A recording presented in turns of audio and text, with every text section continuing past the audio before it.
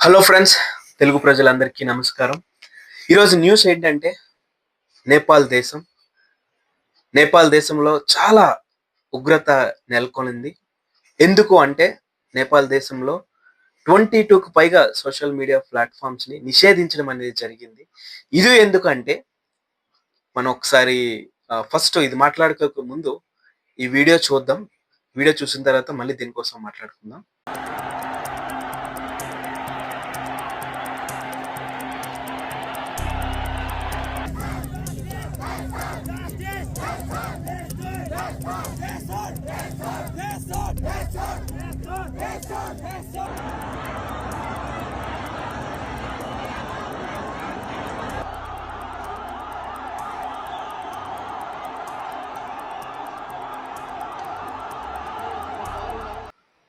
చూసారు కదా ఫ్రెండ్స్ ఈ వీడియో. చాలా మంది జనం తోపులాట్లు, పోలీసులు కొడుతున్నారు. అందరూ ఒకళ్ళ మీద ఒకళ్ళు తోసుకుంటున్నారు. చాలా మంది బిల్డింగ్‌లు ఎక్కారు.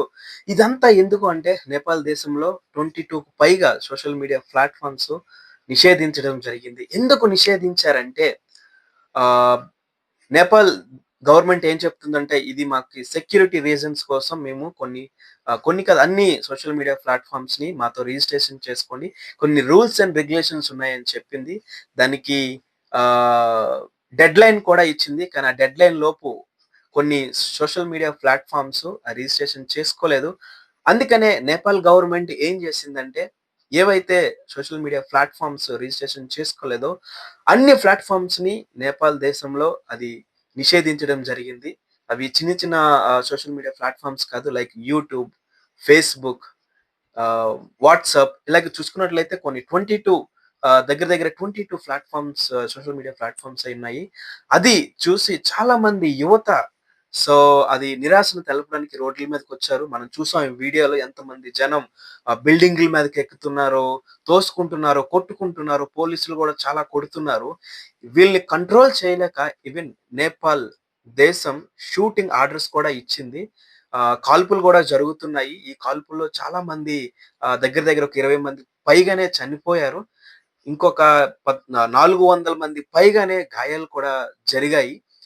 ఇది గాని ఇలాగే కంటిన్యూ అయితే ఇంకా చాలా మంది ప్రాణాలు పోయే అవకాశం ఉంది. చాలా మందికి గాయాలు సీరియస్ గాయాలు అవ్వే అవకాశం కూడా ఉంది.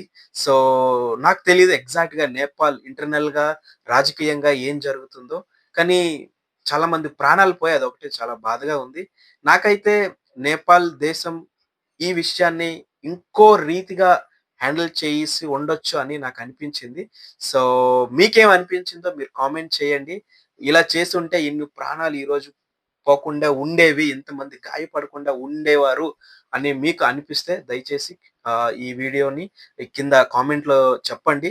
అది చూద్దాం. దానికోసం మళ్ళీ రేపు డీటెయిల్‌గా అసలు ఏమైంది పిన్ టు పిన్ నేను మీకు ఒక వీడియో చేసి మళ్ళీ గూడా అప్‌లోడ్ చేస్తాను. సో, దయచేసి మన వాళ్ళు ఎవరైనా నేపాల్ దేశంలో ఉంటే వాళ్ళకి ఈ యొక్క వార్తని షేర్ చేయండి. ఈ యొక్క వీడియోని షేర్ చేయండి. చాలా జాగ్రత్తగా ఉండమని చెప్పండి. Thank you.